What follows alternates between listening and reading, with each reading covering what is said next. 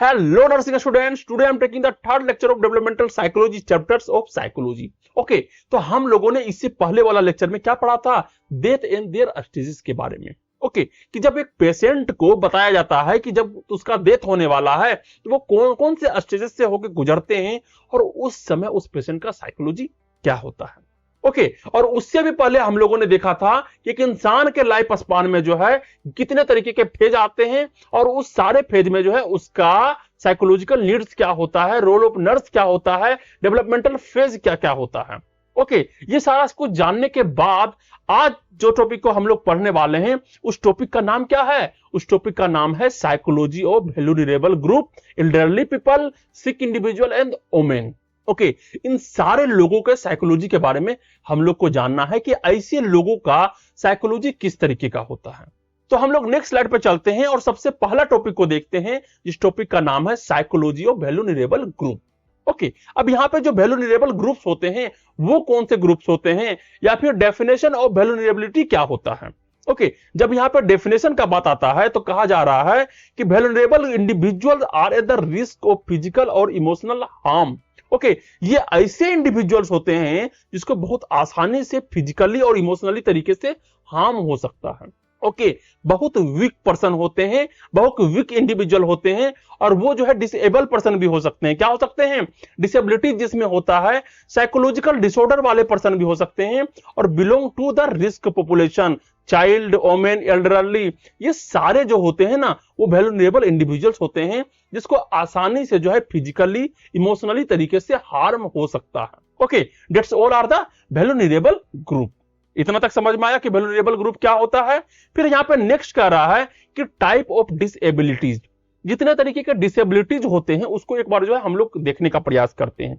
तो बहुत तरीके का डिसेबिलिटी होता है. जैसे अगर हम लोग बात करते हैं डेवलपमेंटल के क्षेत्र पे तो ऑटिज्म एक जो है न्यूरोलॉजिकल बीमारी है, एडीएचडी भी जो है न्यूरोलॉजिकल बीमारी है, सेरेब्रल पैल्सी भी जो है न्यूरोलॉजिकल बीमारी है.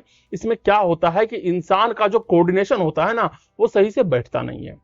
ओके, वो चीजों को भूल जाएगा, उसका डिसऑर्डर पूरे तरीके से खराब हो जाता है.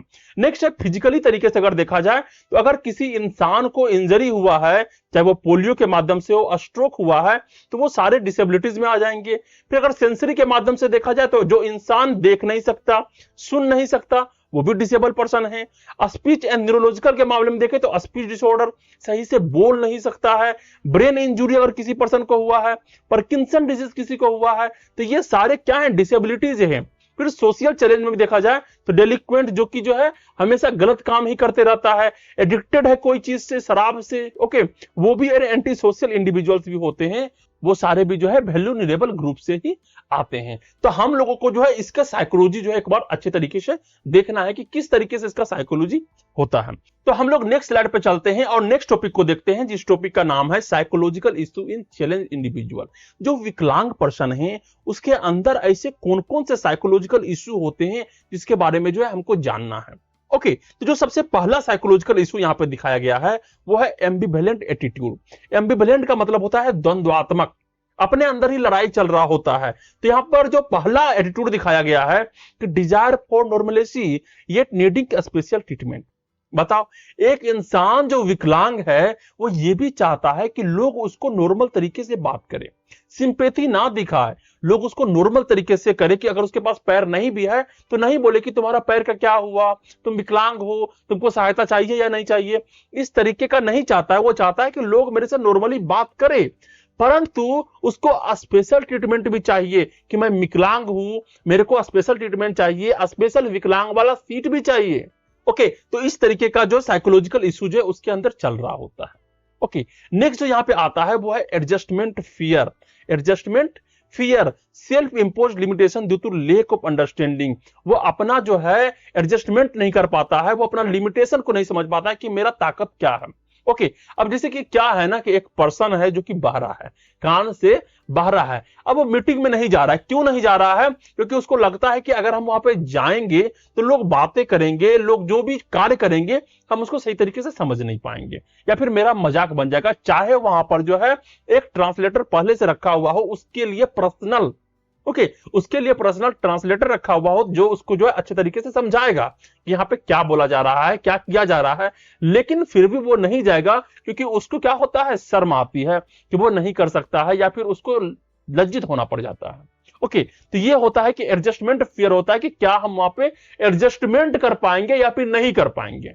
ओके, इस तरीके का जो है साइकोलॉजिकल इशू जो है उसके अंदर चल रहा होता है। थर्ड पॉइंट जो यहां पे आता है वो है रिसेंटमेंट ऑफ सिंपैथी। क्या है? रिसेंटमेंट ऑफ सिंपैथी मींस अगर तुम उसको जो है सिंपैथी देने चाहोगे तो वो जो है सिंपैथी को नकार देगा। ठीक है, तुम्हारा सिंपैथी वो लेगा ही नहीं। क्यों नहीं लेगा? क्योंकि उसको फीलिंग होता है इनफेरियोरिटी। क्या होता है? इनफेरियोरिटी। उसको ऐसा लगेगा कि मैं दूसरों से अलग हूं, मैं दूसरों से छोटा हूं, और वो जो है फ्रस्ट्रेशन में आ जाएगा। ओके, इसलिए जो है वो सिंपैथी को भी लेने के लिए मना कर देगा। नेक्स्ट है सोशल आइसोलेशन। सोशल आइसोलेशन का मतलब क्या है? Loneliness and difficulty integrating socially. वो अकेला रहेगा, समाज में जाकर के जो है कहीं बात चल रहा है तो वो वहां पे जाकर के घुलने मिलने का प्रयास नहीं करेगा। ये सब क्या है? ये सब एक साइकोलॉजिकल इशू है। ओके, नेक्स्ट यहां पे आ रहा है disturbed personality. Disturb personality traits like a shyness, aggression, inferiority complex.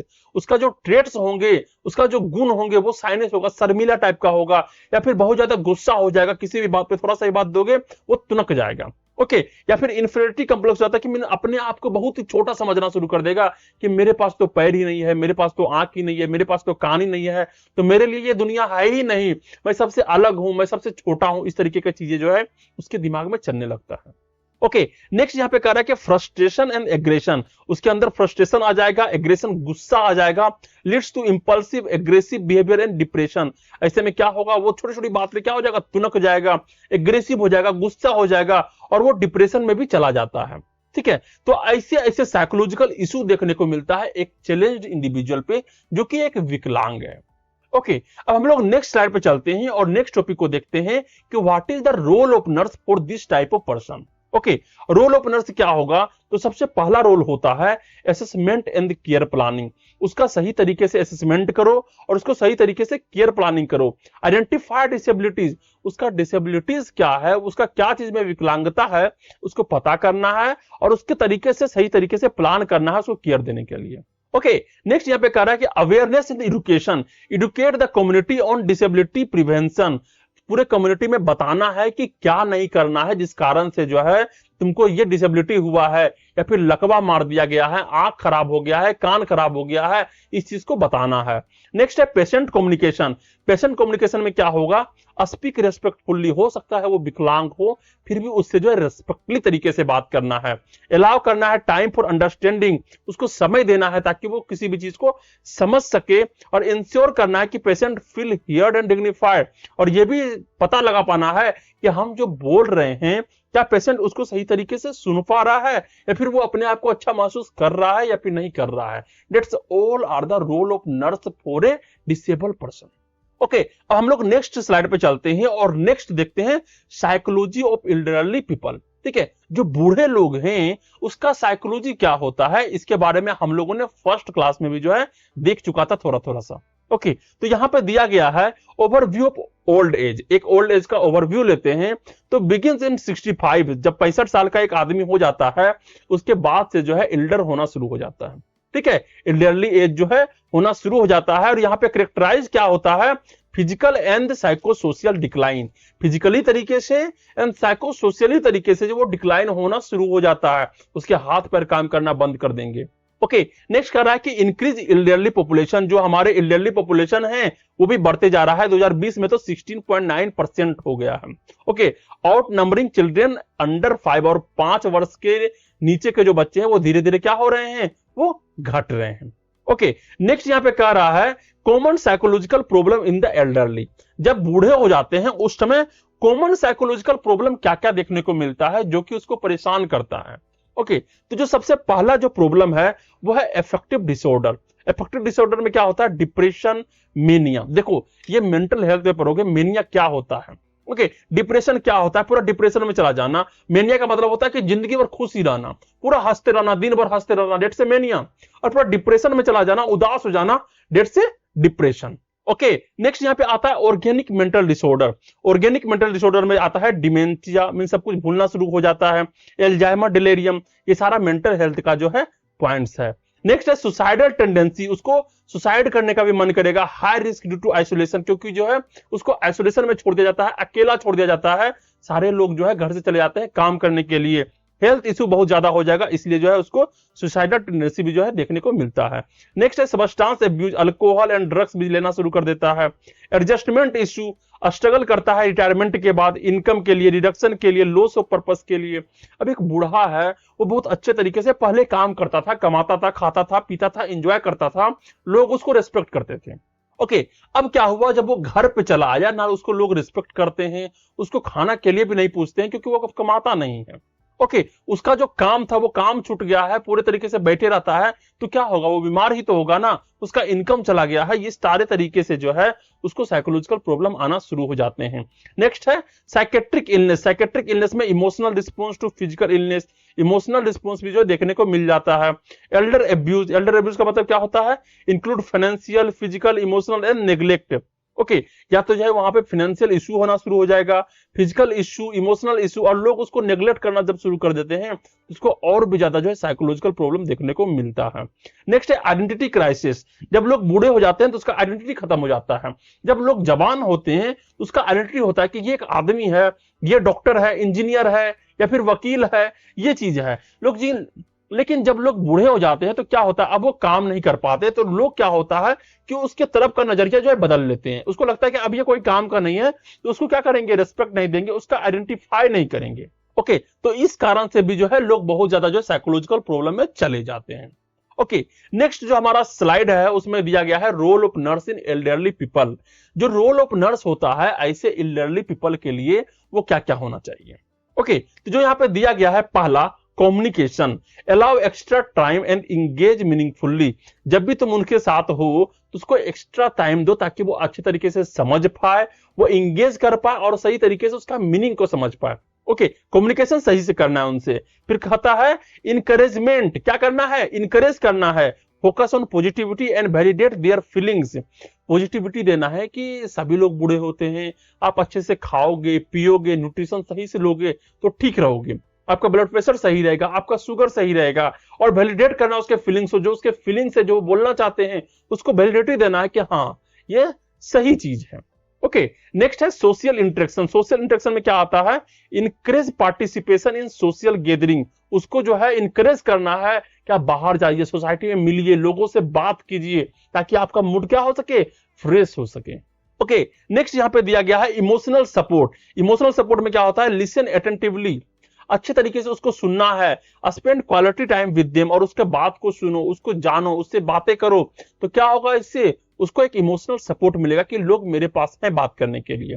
Health maintenance को देखना है, इंश्योर करना है, रेगुलर चेकअप करना है, प्रोवाइड नेसेसरी एड, जो भी उसका नेसेसरी एड्स है उसको सही तरीके से देना है, उसका टीपीआर चेक करना है, ब्लड प्रेशर चेक करते रहना है।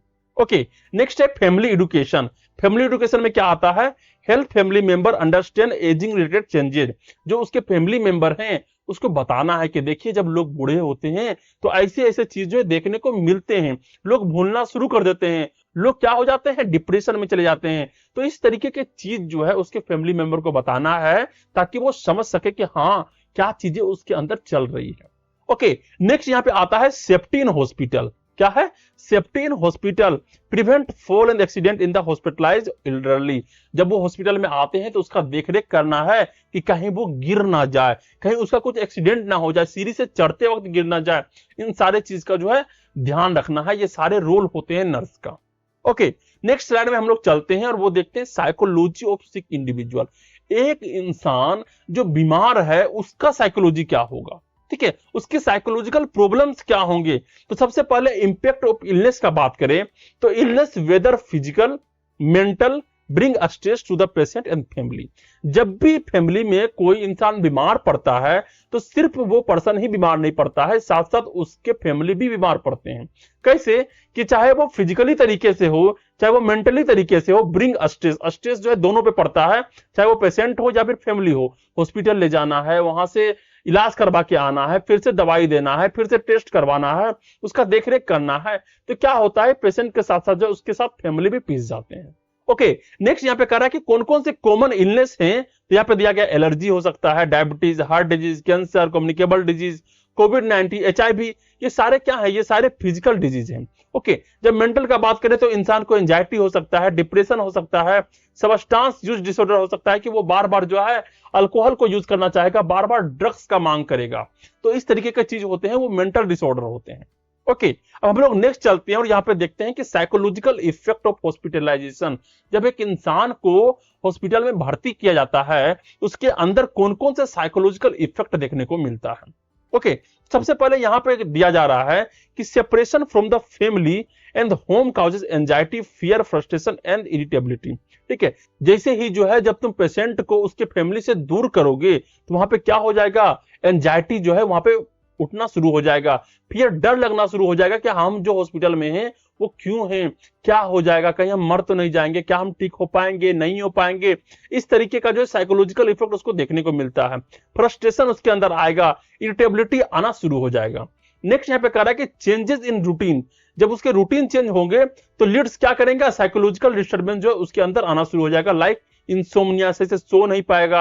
एनोरेक्सिया में क्या होता है, उसका जो एपेटाइट होता है वो सही तरीके से नहीं होगा, डाइजेशन सही तरीके से नहीं होगा और उसका लेक ऑफ फोकस होना शुरू हो जाता है, मीन सही तरीके से उसका ध्यान जो है किसी भी चीज पे नहीं लगेगा। ओके, लॉन्ग हॉस्पिटल स्टे अगर कर जाता है वो इंसान तो मेरोजन इमोशनल स्टेट्स, ठीक है, उसका इमोशनल स्टेट से पूरी तरीके से क्या हो जाएगा, मिट जाएगा, leading to mental health issue, उसके अंदर जो है मेंटल हेल्थ के कुछ प्रॉब्लम जो है देखने को मिल सकते हैं, मेंटल डिसऑर्डर प्रॉब्लम देखने को मिल सकते हैं, लाइक डिप्रेशन में चला जाएगा, पैनिक अटैक्स उसको आना शुरू हो जाएगा अचानक से। ठीक है, तो ये सारे चीज क्या होते हैं उसमें देखने को मिलते हैं। नेक्स्ट है इंपैक्ट ऑन फैमिली मेंबर, सिर्फ पेशेंट को ही देखने को नहीं मिलता है, उसके फैमिली मेंबर पे भी देखने को मिलता है, लाइक क्या, family member prioritize the patient well being but may neglect their own health. जो फैमिली मेंबर होते हैं वो पेशेंट पे इतना ज्यादा ध्यान देना शुरू कर देते हैं कि अपना हेल्थ के बारे में सोचना ही भूल जाते हैं। ओके, वो सोचना भूल जाते हैं कि हमारा भी हेल्थ है, कहीं इनका देखरेख करते करते हमारा हेल्थ खराब हो गया तो फिर इसका देखरेख कौन करेगा। ओके, नेक्स्ट यहाँ पे कह रहा है कि stress, guilt, exhaustion and feelings of helplessness are common among caregiver. उसको क्या होगा, स्ट्रेस आना शुरू हो जाता है, गिल्ट होना शुरू हो जाता है, एग्जॉशन हो जाएंगे कि पूरे तरीके से लगेगा कि यार अब क्या करूं मैं, पूरे तरीके से मैं मतलब खत्म हो चुका हूं। फीलिंग ऑफ हेल्पलेसनेस, उसको ऐसा लगेगा कोई हेल्प करने वाला नहीं है, कॉमन एमोंग केयरगिवर में जो अक्सर ये चीज जो है देखा जाता है। थर्ड पॉइंट यहाँ पे कह रहा है कि sleep disturbance and burn out में occur due to prolonged caregiving. जो स्लीप है उसमें जो है डिस्टर्बेंस आना शुरू हो जाएगा और बहुत ज्यादा बर्न आउट होने की वजह से, बहुत ज्यादा जगे रहने की वजह से, केयर देने की वजह से जो है उसके अंदर क्या हो जाएगा, एक नींद का जो बीमारी हो जाएगा, वो सही तरीके से सो नहीं पाएगा, सही तरीके से बात नहीं कर पाएगा, ऐसे ऐसे सिम्टम उसके अंदर देखने को मिल सकते हैं। तो जब भी जो है एक इंसान बीमार होता है तो सिर्फ एक इंसान बीमार नहीं होता है, उसके साथ साथ जो है पूरे फैमिली को जो है झेलना पड़ जाता है, जो उसको केयर करते हैं उसके अंदर भी जो है बहुत सारे सिम्टम्स आने शुरू हो जाते हैं। तो नेक्स्ट स्लाइड में हम लोग चलते हैं और यहाँ पे देखते हैं role of nurse in patient care. जब सिक पर्सन होते हैं उस समय जो है रोल ऑफ नर्स क्या होता है। ओके, तो रोल ऑफ नर्स क्या होता है, ओरिएंटेशन एंड सपोर्ट, उसको क्या करेंगे, सपोर्ट करेगा, गाइड करेगा। Okay, guide and orient the patient and family to reduce anxiety, उसको बताएगा कि किस तरीके से जो है इतना ज्यादा टेंशन नहीं लेना है, टेंशन को रिड्यूस करना है। बहुत सारे पेशेंट आए हैं, बहुत सारे पेशेंट का ठीक हुआ है, आप भी ठीक हो जाओगे, सब्र करो, आशा रखो, भगवान से दुआ मांगो। ओके, नेक्स्ट है active listening and empathy, means उसको अच्छे तरीके से सुनना है। बिल्ड ए थेरेपेटिक रिलेशनशिप, उसके साथ जो है एक थेरेपेटिक रिलेशनशिप बनाकर रखना है जो एक नर्स और एक पेशेंट के साथ में होता है। And being compassionate and understanding, और उसके साथ जो है अच्छे से रहना है, उससे बातें करना है, उसके साथ जो है वो ईमानदारी से बातें करना है और उसको समझना है कि हाँ उसके अंदर क्या चल रहा है, उसके अंदर क्या बीत रहा है, और उसके हिसाब से उसको बताना है और उसको जो है सही सही तरीके से जो है सलाह भी देना है कि किस तरीके से ये बीमारी ठीक हो सकता है। ओके, नेक्स्ट यहाँ पे कह रहा है कि एडुकेशन क्या देना है, inform patient and families about the illness, treatment and follow up care.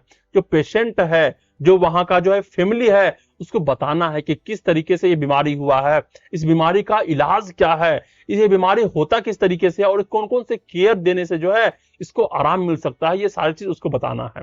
Next है advocacy and collaboration, means work as an advocate for patient and coordinate with the health care team for quality care. ठीक है, means हमको क्या करना है, advocacy करना है, जो पेशेंट जो हमको बताया है और जो हेल्थ केयर है उसके साथ जो है बीच में क्या करना है, मध्यस्थता करना है, बताना है कि जो पेशेंट है उसका ये हालात है, उसका इकोनॉमिक कंडीशन सही नहीं है, वो टाइम उसके पास नहीं है, इस तरीके से बताना है ताकि हेल्थ केयर टीम जो है सही तरीके से उसके साथ मिलकर काम कर सके।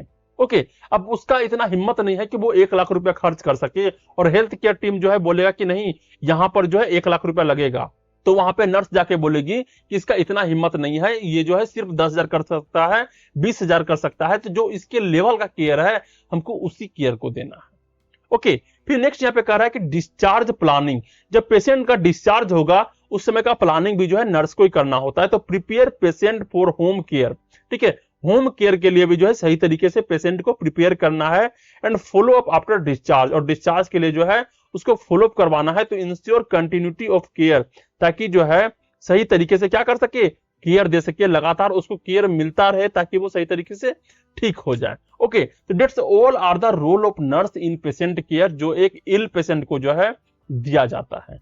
ओके, तो हम लोग नेक्स्ट स्लाइड पे चलते हैं और नेक्स्ट टॉपिक को देखते हैं, जिस टॉपिक का नाम है साइकोलॉजी ऑफ ओमेन। क्या है, साइकोलॉजी ऑफ ओमेन। आखिर ओमेन के कैसे कैसे साइकोलॉजी होते हैं, तो उससे पहले हम लोग को देखना है कि what's challenges faced by the women, women को ऐसे कौन कौन से चैलेंजेस को जो है सामना करना पड़ता है। तो पहला यहाँ पे दिया गया है कि women experience a range of issue, बहुत सारे इशू जो है उसको सामना करना पड़ता है, जिसमें कौन कौन से शामिल हैं, स्टेरियोटाइप्ड रोल्स, वैसे रोल जो कि घिसे पिटे हैं। ओके, उसको बोला जाएगा कि तुमको सिर्फ चूल्हा चौका ही करना है, घर के काम ही करना है, बाहर नहीं जाना है, ये सारी चीज नहीं करना है। जेंडर डिस्क्रिमिनेशन उसके साथ होते हैं कि तुम औरत हो, तुमको ऐसे ही रहना होगा, तुम कुछ और नहीं कर सकते। रिप्रोडक्टिव हेल्थ कंसर्न, अगर वो बच्चे नहीं दे पा रही है, अगर वो जो है लड़के नहीं पैदा कर पा रही है, तो वहां पे भी उसको प्रॉब्लम झेलना पड़ जाता है। एम्पावरमेंट स्ट्रगल्स, ठीक है, उसके हाथ में पावर नहीं है, अपने हाथ में पावर लेने के लिए जो है उसको बहुत सारा स्ट्रगल करना पड़ता है, तो इस तरीके की चीज जो है उसको झेलना पड़ता है। नेक्स्ट यहाँ पे दिया गया कि डिस्पाइट न्यू लॉ जो है बन रहे हैं, मेनी वोमेन्स लेक अवेयरनेस और access to right due to cultural and ethnic barriers. Okay, बहुत सारे औरतें जो है वो अवेयर हो रहे हैं इस चीज के चलते, और जो है अपने राइट का मांग भी करते हैं, कल्चरल और एथनिक बैरियर को तोड़ भी रहे हैं, लेकिन लीडिंग टू साइकोलॉजिकल डिस्ट्रेस, लेकिन क्या हो रहा है, इस कारण से उसके अंदर बहुत सारे साइकोलॉजिकल प्रॉब्लम देखने को मिल रहा है, साइकोलॉजिकल डिस्ट्रेस देखने को मिल रहा है। ओके, नेक्स्ट यहाँ पे कह रहा है कि चेंजिंग रोल्स ऑफ ओमेन, आखिर ओमेन का रोल जो है किस तरीके से चेंज हो रहा है। तो ओमेन है बिकम मोर इंडिपेंडेंट, आजकल के जो औरतें हैं वो अब क्या हो रहे हैं, बहुत ज्यादा इंडिपेंडेंट होते जा रहे हैं। टेकिंग इन मल्टीपल रोल्स, अब वो बहुत सारे रोल करते हैं, मींस ऑफिस में काम करते हैं, घर का काम करते हैं, पति का रोल निभाना, माँ का रोल निभाना, सारे रोल्स को निभाते हैं। But societal acceptance of this changes, लेकिन जो सोसाइटल का एक्सेप्टेंस है, सोसाइटी का जो एक्सेप्टेंस है, वो आज भी क्या हो रहा है, चेंज नहीं हो रहा है, या फिर चेंज हो भी रहा है तो धीरे धीरे हो रहा है। Specially by men is still evolving, और जो मर्द हैं वो धीरे धीरे इवॉल्व हो रहे हैं। ओके, एक ही बार में इवॉल्व नहीं हो रहे हैं, धीरे धीरे इवॉल्व हो रहे हैं कि ओके अब ये औरतें काम कर रही है तो इसको करने देना चाहिए। ओके, इस तरीके का चीज जो है हमारे समाज में अब हो रहा है। ओके, तो हम लोग नेक्स्ट स्लाइड पे चलते हैं और नेक्स्ट टॉपिक को देखते हैं, जिस टॉपिक का नाम है common mental health issue in women. ऐसे कौन कौन से कॉमन मेंटल हेल्थ इशू होते हैं जो एक औरत में देखने को मिलता है। तो यहाँ पे जो सबसे पहला आता है वो है डिप्रेशन। क्या है, depression due to role conflicts. क्यों रोल कॉन्फ्लिक्ट्स यहाँ पे हो रहा है, वो मां बने या फिर एक अच्छा पत्नी बने या फिर एक अच्छा जो है बहू बने या फिर वो जॉब में काम करे या फिर घर में काम करे। ओके, इस सारे चीज में जो है उसके अंदर क्या होता है, कॉन्फ्लिक्ट चलते रहता है। मेनोपॉजल चेंज अगर होते हैं, मतलब जो है जब उसका पीरियड रुक जाता है, या फिर इनफर्टिलिटी, और इनफर्टिलिटी का भी बात करें तो मेन से 2 गुना ज्यादा जो है इनफर्टिलिटी किसमें देखने को मिलता है, वुमेन में देखने को मिलता है। ओके, नेक्स्ट है anxieties and the phobia triggered by family conflict. अगर घर में जो है लड़ाई हो गया, फैमिली में लड़ाई हो गया, डोमेस्टिक वायलेंस हो रहा है, उसको जो है अत्याचार किया जा रहा है, डाइवोर्स होने का चांस हो गया है, ऐसे में एंजाइटीज बढ़ेगा और उसको डर भी लगेगा। ओके, नेक्स्ट है पोस्ट ट्रॉमेटिक स्ट्रेस डिसऑर्डर, इसको बोलते हैं पीटीएसडी फॉलोइंग रेप। अगर रेप हो जाता है उसके बाद उसका दिमाग का कंडीशन जो है पूरे तरीके से हिल जाता है, उसको बुरे बुरे सपने आते हैं, सेक्सुअल एब्यूज उसके साथ हुआ है या फिर फिजिकल एब्यूज हुआ है, तो ऐसे में जो है उसका मेंटल हेल्थ जो है पूरे तरीके से खराब होने का चांस रहता है। ओके, नेक्स्ट है पोस्टपार्टम डिसऑर्डर। पोस्टपार्टम डिसऑर्डर क्या होता है, डिप्रेशन और साइकोसिस आफ्टर चाइल्ड बर्थ। जब चाइल्ड बर्थ हो जाता है, बच्चे हो जाते हैं, उसके बाद जो है वो डिप्रेशन में चला जाता है या फिर साइकोसिस हो जाता है उसको। ओके, ये सारे मेंटल डिसऑर्डर जो है एक ओमेन में देखने को मिलता है after child birth. Okay, next यहाँ पे कह रहा है कि suicidal attempts and eating disorder. उसमें क्या होगा, सुसाइडल अटेम्प्ट्स करने का कोशिश करेगा, मरने का प्रयास करेगा। ईटिंग डिसऑर्डर हो जाता है related to body image issue, means जो है वो मोटा हो जाएगा। ओके, जब मोटा हो जाता है तो अब उसको लगता है कि मेरे को वजन कम करना है, मेरे को सुंदर दिखना है, वो खाना छोड़ देगा। ठीक है, खाना छोड़ देगा, थोड़ा थोड़ा सा खाना खाएगा कि मैं पतला हो जाऊं किसी भी तरीके से। इस तरीके का ईटिंग डिसऑर्डर जो है उसके अंदर देखने को मिलता है। सबस्टांस यूज डिसऑर्डर में जो है वो अलग अलग तरीके के सबस्टांस यूज करना शुरू कर देंगे। कोपिंग मैकेनिज्म फॉर स्ट्रेस और ट्रॉमा, ताकि जो है स्ट्रेस और ट्रॉमा से सही तरीके से निकल सके। सिगरेट पीना शुरू कर देगा, अल्कोहल लेना शुरू कर देगा। ओके, नेक्स्ट यहाँ पे कह रहा है कि feeling of inferiority and dependence, उसको ऐसा फील होगा कि हम छोटे हैं, हम कमजोर हैं, और वो किसी दूसरे पे क्या है, डिपेंडेंस है, आश्रित है। Social and psychological pressure can lead to low self esteem. Okay, जो सोसाइटी का जो नॉर्म्स है, साइकोलॉजिकल प्रेशर है, उसको इतना ज्यादा पड़ जाता है कि उसका जो सेल्फ एस्टीम है वो धीरे धीरे लो पड़ना शुरू हो जाता है। तो ये सारे कॉमन मेंटल हेल्थ इशू हैं जो एक वुमेन में देखने को मिलता है। अगर एग्जाम में ये सारे क्वेश्चन आते हैं तो सही तरीके से इसका नोट्स बनाओ और नोट्स को लिख करके आना है। ओके, यहां पे तुमको लिखना है और अपने दिमाग से जाके वहां पे स्टोरी बनाना है, अच्छे तरीके से पॉइंट बाय पॉइंट करके लिखना है। ओके, नेक्स्ट हम लोग स्लाइड पे चलते हैं और यहां देखते हैं what is the role of nurse in human health. ठीक है, एक औरत के हेल्थ के लिए जो है रोल ऑफ नर्स क्या क्या होना चाहिए। जो सबसे पहला दिया गया है एडुकेशन। क्या है, एडुकेशन। इंपावर करना है वुमेन को इंपावर करना है bye rising awareness of their right and responsibility. एक वुमेन का राइट क्या है, उसका रिस्पॉन्सिबिलिटी क्या है, वो सारी चीजें उसको बताना है कि तुमको ये नहीं कर सकते, तुम्हारे साथ अगर ये होता है तो तुमको जाना है पुलिस स्टेशन, तुमको जाना है कोर्ट में, और तुमको जो है ये चीज करने हैं। ओके, नेक्स्ट है कम्युनिटी सपोर्ट। कम्युनिटी सपोर्ट उसको मिलना चाहिए। Identify and refer at risk women. Okay, identify करना है कि कौन से वुमेन जो है वो रिस्क में है और उसको काउंसलिंग सेंटर पे भेजना है। कहां भेजना है, काउंसलिंग सेंटर भेजना है। दोज फेसिंग डोमेस्टिक वायलेंस, जिसके साथ जो है डोमेस्टिक वायलेंस हो रहा है, जो औरत जो है डिप्रेशन में चला गया है, उसको जो है काउंसलिंग सेंटर में भेजना होता है। ओके, नेक्स्ट कह रहा है इमोशनल सपोर्ट। एक वुमेन को इमोशनल सपोर्ट चाहिए होता है। Provide clear straightforward explanation to reduce feeling of insecurity and inferiority.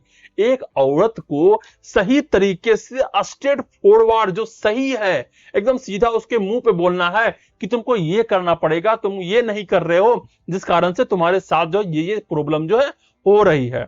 Okay, provide clear and straightforward explanation to reduce feelings of insecurity, ताकि उसका इनसिक्योरिटी जो है जा सके, जो और वो जो है इंफीरियरिटी जो फील कर रहा है, मींस अपने आप को छोटा फील कर रहा है, वो इंफीरियरिटी जो है उसके अंदर से जा सके। ओके, इंपावरमेंट आता है फोर्थ नंबर पे कि promote women's involvement in various field. Okay, promote करना वुमेन्स को ताकि वो वेरियस फील्ड में जो है वो इन्वॉल्व हो सके and help them access health resource through program like reproductive and child health initiative. और उसको जो है हेल्प करना है, बताना है कि तुमको जो है यहां से जो है ऐसी तरीके के दवाई मिल सकते हैं, अपना रिप्रोडक्टिव हेल्थ को जो है तुम सही तरीके से अच्छा रख सकते हो। और कुछ कुछ प्रोग्राम है like reproductive and child health initiative के माध्यम से जो भी प्रोग्राम लिए जाते हैं वहां पे जाकर तुमको हिस्सा लेना है। ओके, हिस्सा लेने से क्या होगा कि तुम्हारा जो बेबी होगा उसको तुम सही तरीके से ध्यान रख पाओगे, उसको सही तरीके से न्यूट्रिशन दे पाओगे। ओके, तो ये सारे चीज थे जो आज हम लोगों ने देखा वैल्यूनरेबल ग्रुप के बारे में। जो ऐसे लोग होते हैं जो कि बहुत ही ज्यादा जो है कमजोर होते हैं, चाहे वो मेंटली तरीके से हो चाहे वो फिजिकली तरीके से हो, तो उसका साइकोलॉजी क्या होता है, उसका वीकनेस क्या क्या होता है, उस चीज के बारे में आज हम लोगों ने जाना। तो तुमको कितना समझ में आया, क्या प्रॉब्लम्स था, उसको तुमको नीचे कमेंट डाउन करना है और लाइक करना है, वीडियो को शेयर करना है अपने फ्रेंड्स को, अपने क्लासमेट्स को, और सब्सक्राइब करना है चैनल को। Okay, thank you.